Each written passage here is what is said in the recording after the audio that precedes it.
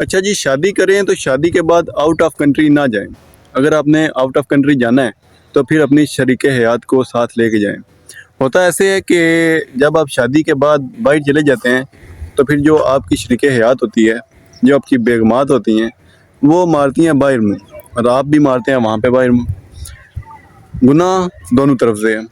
ٹھیک ہے، تو یہاں پہ 75% چانسز ہیں کہ جب لڑکیوں کے ہسبینڈ باہر چلے جاتے ہیں تو پھر وہ بتا رہی ہوتی ہیں کہ میرا فلاں بندے کے ساتھ ریلیشن ہے تو وہ مجھے ٹائم نہیں دیتا.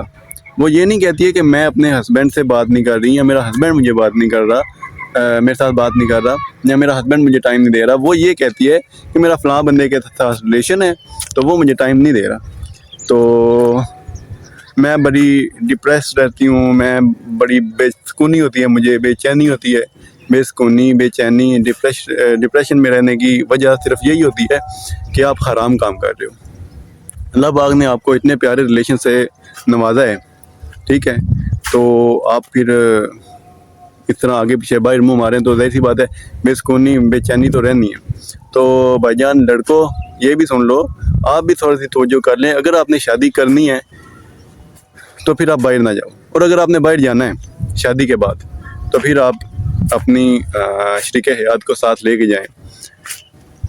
بات آپ کو بری لگ رہی ہوگی لیکن سچ ہے. پیچھے جب آپ نہیں ہوتے ہیں تو ظاہر سی بات ہے پھر وہ لڑکیاں بھی باہر منہ مارتی ہیں اور آپ بھی وہاں پہ کچھ کم نہیں کرتے ہو. ٹھیک ہے، آپ بھی اپنا جو پنجابی میں کہتے ہیں کہ گڑ گٹھے رکھا ہوتا ہے. تو کوشش کریں کہ شادی کریں تو اپنی شریک حیات کو اپنے ساتھ ہاتھ رکھیں. باہر جاتے ہیں باہر لے کے جائیں. ٹھیک ہے، اگر آپ اسی ملک میں رہتے ہیں، آؤٹ آف کنٹری نہیں جاتے تو ویل اینڈ گڈ، بہت اچھی بات ہے.